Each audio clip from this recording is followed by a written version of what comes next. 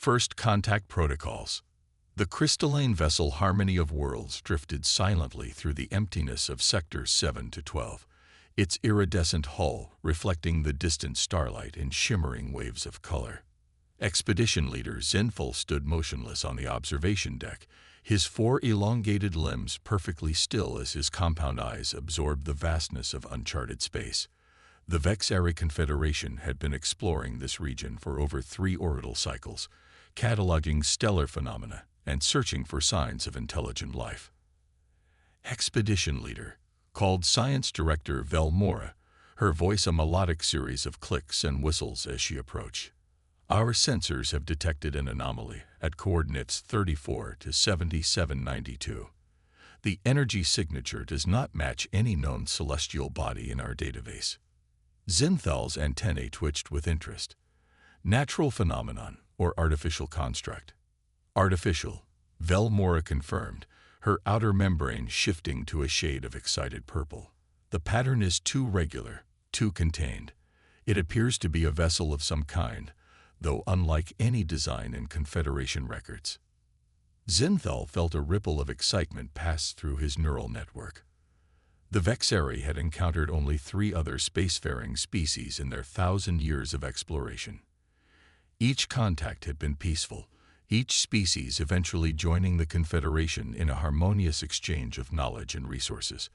First Contact protocols were well established and had never failed. "Alert the crew," he ordered. "Initiate approach sequence and prepare communication arrays. We may be about to make history." The Harmony of Worlds altered course, its propulsion system emitting no more than a gentle pulse of energy as it glided toward the coordinates. On the main viewing screen, the unknown vessel grew from a speck to a defined shape, angular, dark, and oddly intimidating in its design. "Magnify," commanded Zinfal. The image expanded, revealing details that sent a wave of confusion through the bridge crew. Unlike the Vexari ships with their organic flowing lines, or even the crystalline constructs of the Turnai, this vessel was built with harsh angles and reinforced sections. Most disturbing were the unmistakable protrusions that looked suspiciously like weapon systems. "Are those offensive capabilities?" asked Defense Coordinator Mervax, his normally tranquil voice tinged with disbelief. In the peaceful Confederation, defensive systems were standard, shields to protect against stellar radiation and micrometeorites.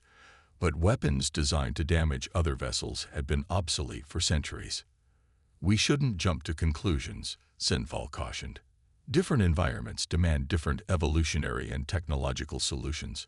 Open a communication channel." Communication specialist Rilzan manipulated the control surface with her delicate appendages. "Channel open, expedition leader." Zinthal straightened to his full height, the ceremonial posture of respect. "Unknown vessel, this is expedition leader Zinfal of the Vexari Confederation ship Harmony of Worlds.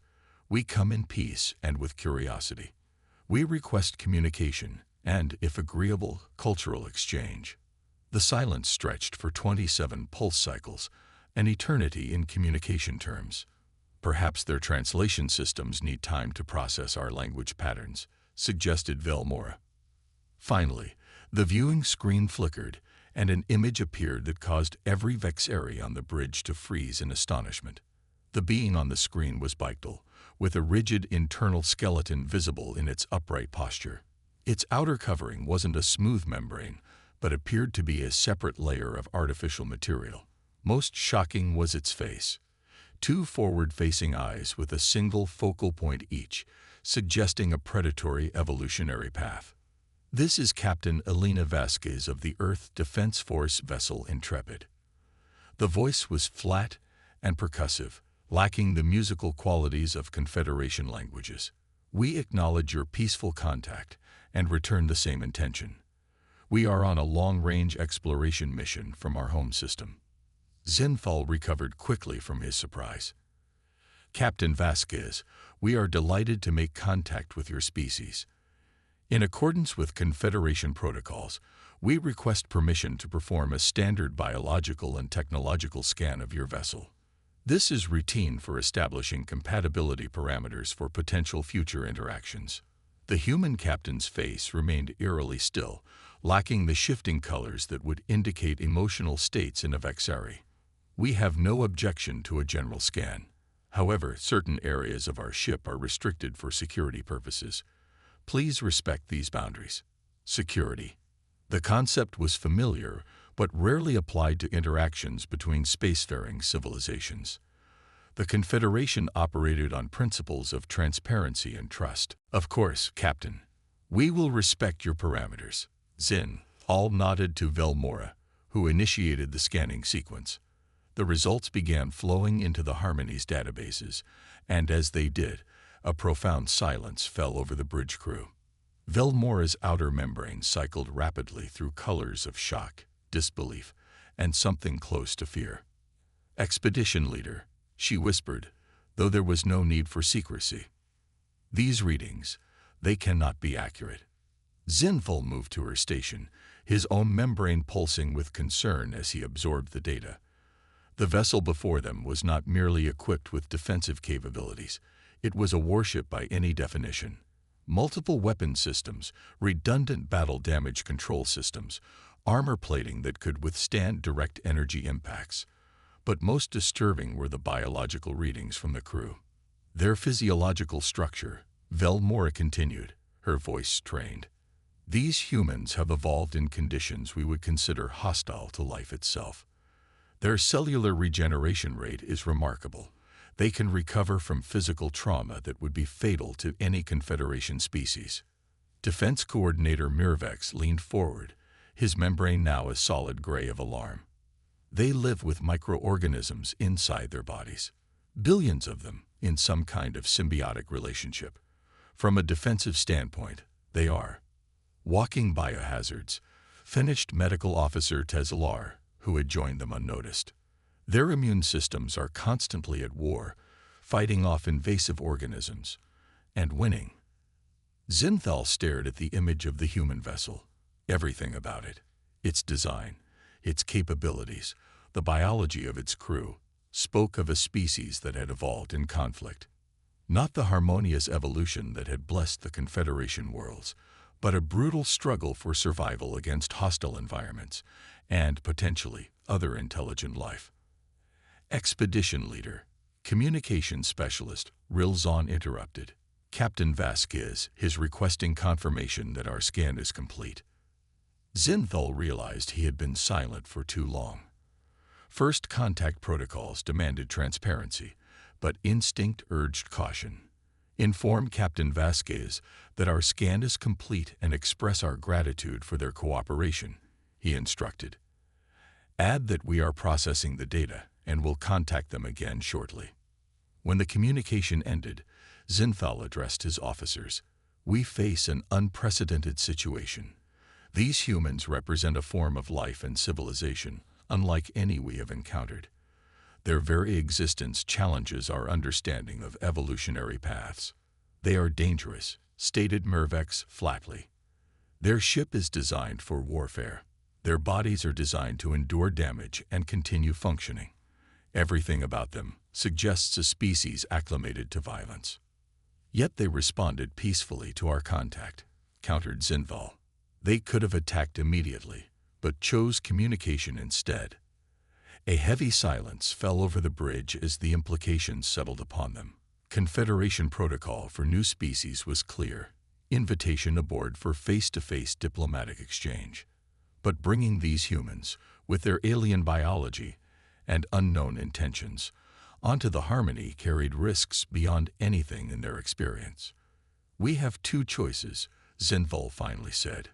"Retreat and report to the Confederation Council, potentially losing contact with this new species, or proceed with diplomatic exchange, accepting the inherent risks in pursuit of understanding." The officers exchanged glances, their membranes shifting through colors of uncertainty. "Knowledge often requires courage," Velmora said quietly. "That is the foundation of the Confederation." Zinthal's membrane settled into a determined blue. "Open communications again. We will invite Captain Vasquez and a small delegation aboard the Harmony."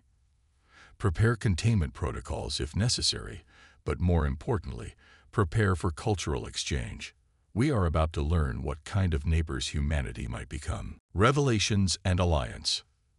The docking mechanism of the Harmony of Worlds connected with the human shuttle, creating a sealed passage between the vessels. Expedition leader Zinthal waited in the reception chamber, flanked by his senior officers, each maintaining the ceremonial posture of welcome despite their nervous anticipation. Remember, Zinthal reminded them, different evolutionary paths lead to different expressions of intelligence. We must not judge based on our standards alone.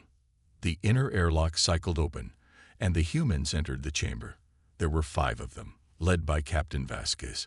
In person, they appeared even more alien, their movements quick and decisive, their bodies dense with muscle and bone beneath their strange synthetic coverings. Most striking was their apparent comfort in the ship's atmosphere, which had not been adjusted for their biology. Captain Vasquez, Zinthal greeted, making the gesture of welcome. The Vexari Confederation welcomed you aboard the Harmony of Worlds. The human captain nodded, a jerky movement that seemed oddly rigid to Vexari sensibilities. Expedition leader Zinthal, on behalf of the United Earth Alliance, I thank you for your hospitality. Medical officer Tezalar's membrane flickered with scientific interest as her scanners monitored the humans' biological functions. They were breathing the Vexari atmosphere without apparent difficulty, despite its significantly different composition from what the scan suggested was their norm. You seem surprised by our appearance, observed Vasquez, her keen eyes noting the color shifts in the Vexari membranes. Zinthal appreciated her directness. I must admit, your species presents biological characteristics unlike any we have encountered. Your adaptability to our environment is remarkable. A slight lifting of the corners of Vasquez's mouth, an expression Zinthal couldn't interpret, preceded her response. Humans are adaptable by necessity. Our homeworld presents diverse and often challenging environments. We evolved to endure. And your vessel, Mervex interjected, unable to contain his curiosity. Its design suggests preparation for conflict. A momentary tension passed through the human delegation. One of them, a male with darker coloration, shifted his stance in a way that struck the defense coordinator as instinctively defensive. The Intrepid is indeed a warship, Vasquez acknowledged without hesitation. Humanity's history has made certain precautions necessary, even in peaceful exploration. History, prompted Velmora, her scientific curiosity overriding caution. Vasquez hesitated, then nodded to a female human with distinctive facial markings. Dr. Chen, our xenoanthropologist, can provide context. The designated human stepped forward. The simplest explanation is that humans evolved as tribal omnivores on a planet with numerous apex predators. Competition for resources was fierce. Unlike species that might have evolved in more stable environments, our development was shaped by constant adaptation to threats and challenges. You competed against other intelligent species, asked Velmora, her membrane pulsing with a pale yellow of academic fascination. Dr. Chen's expression changed subtly. No, we competed against each other. A profound silence fell over the Vexari delegation as they processed this revelation. Intraspecies conflict at a level requiring defensive evolution was entirely foreign to Confederation experience. Our history includes warfare between human factions, Vasquez continued, her tone measured. It's not something we're proud of, but it shaped us. Only in the last century have we united as a species and turned our focus outward to exploration rather than conflict. Zinthal felt his neural network processing this information rapidly. These humans had evolved through conflict yet achieved space travel and now sought peaceful contact. It challenged every assumption the Confederation held about civilizational development. We appreciate your honesty, Captain, he said finally. Different paths can lead to the same destination. The Confederation values knowledge exchange above all. Perhaps we have as much to learn from your species as you from ours. The diplomatic tension eased, and the delegations moved to the cultural exchange chamber, where holographic displays showed the Confederation worlds and history. The humans, in turn, shared images of Earth, a planet of startling diversity and beauty, despite its apparently harsh evolutionary pressures. As they spoke, Zinthal began to develop a new understanding of these strange beings. Their history of conflict had indeed made them formidable, but it had also instilled resilience, creativity, and a profound appreciation for peace precisely because they knew its absence. The exchange was proceeding productively when alarms suddenly blared throughout the Harmony. "Expedition leader," came the urgent voice of the bridge officer on duty. "Unknown vessels have entered the sector. 3 craft, configuration unfamiliar, approaching at high velocity. They are not responding to communication attempts." Zinthal and Vasquez exchanged glances. "Your people?" he asked. "No," she replied, her body language shifting to a posture that even the Vexari could recognize as alert readiness. "How far out?" "They will reach our position in 12 pulse cycles," reported the officer. Without hesitation, Vasquez turned to her team. "Commander Rodriguez, return to the Intrepid immediately. Battle Stations Protocol. Lieutenant Kim, stay with me." The designated human male nodded sharply and departed at a speed that would have been considered unseemly in Vexari society. "Captain," questioned Zinthal. "The Harmony is not a combat vessel," Vasquez stated matter-of-factly. "The Intrepid is. Let us hope these visitors are peaceful, but if they're not, you'll want us between them and you." Before Zinthal could respond, the ship rocked violently, throwing several Vexari off balance. Their physiology was not designed for sudden impacts or acceleration. "They fired on us," exclaimed Mervex in disbelief, "without communication or provocation." Vask steadied herself with an ease that spoke of evolutionary comfort with sudden motion. "Get us to your bridge," she commanded, her tone shifting to one the Vexari had not heard before. Sharp, authoritative, without the diplomatic softness. On the bridge, chaos reigned. The Vexari crew, trained for exploration and scientific research, had limited experience with hostile encounters. The attacking vessels, sleek, predatory shapes on the view screen, were firing energy weapons that the Harmony's shields were not designed to withstand. "Their attack pattern suggests they're hurting us," observed Lieutenant Kim, studying the tactical display with practiced eyes. "Disabling shots, not trying to destroy." "Pirates," Vask stated grimly. "They're after your technology, your ship, maybe your people." "Pirates? Space predators." Zinthal struggled with the concept. The Confederation has no defense against such barbarism. The human captain's expression hardened. "We do." On the view screen, the Intrepid moved into position between the Harmony and the attackers, its previously concealed weapon systems now fully deployed. The contrast between the vessels was stark. The Harmony a beautiful but vulnerable scientific craft, the Intrepid a machine built for the explicit purpose of surviving violence. "Captain Vasquez to Intrepid," she spoke into her communication device. "Targeted warning shots only. Let's see if they can be reasoned with." The human warship fired, precise, controlled bursts that disabled one of the attacking vessel's weapon systems without destroying it. The message was clear: we are capable of more. The effect was immediate. The attacking vessels broke formation, clearly reassessing the situation now that their supposedly easy prey had unexpected protection.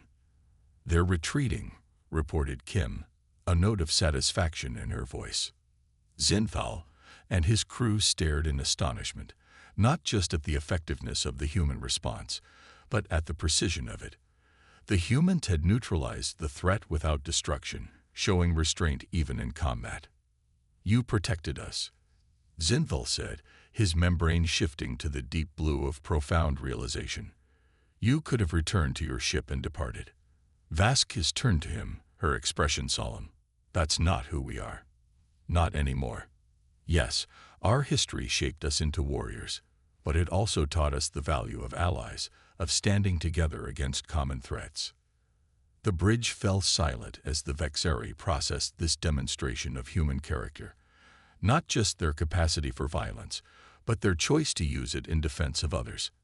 I believe, Zinthal said finally, that the Confederation Council will be very interested in discussing a formal alliance with humanity. It seems we have much to offer each other. Vasquez nodded, a genuine smile transforming her alien features. Exploration and protection, knowledge and security. Seems like a balanced partnership to me. As the harmony of worlds and the Intrepid prepared for the journey to Confederation space, Zinthal reflected on the irony of their encounter. The Vexari had initially feared these humans for the very qualities that now made them valuable allies: their resilience, their readiness for adversity, their evolutionary comfort with the harsh realities of a universe not always bound by ideals of peace. Perhaps, he thought, watching the humans work alongside his crew with growing ease, true harmony required both those who dreamed of peace and those prepared to defend it. The silence that had fallen when they first scanned the human warship had been broken not by conflict but by understanding. A new kind of harmony, forged between species whose differences might prove to be their greatest strength.